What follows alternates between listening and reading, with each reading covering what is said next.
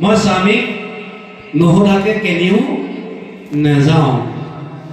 যদি আপুনি আপোনাৰ আইগৰাকী যদি ক'ৰবাত তিনিআলি বা ক'ৰবাত যদি দৰকাৰটো যায় নোহোধাকে, এই বাপজনক যদি কয় সি আপোনাৰ আইগৰাকী আমুকত দেখি থৈ আহিছোঁ নহয়, তেতিয়া কি হ'ব?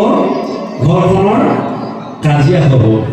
সেইকাৰণে এই কথাখিনি গুৰুজনে আমাক আগতেই দি থৈ গৈছে। কিন্তু এতিয়া স্বামীক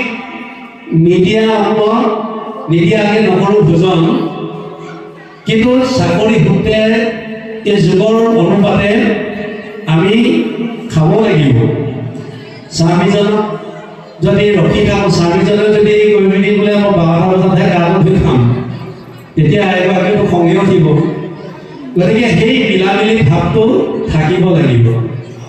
গতিকে মুখে মুখে কদাচিতো নগৰু তৰ, কহিলো সকলো কথা শ্ৰীমন্ত শংকৰ।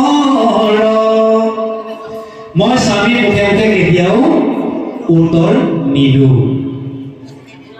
গতিকে এই কথাখিনি আমাৰ গুৰুজনে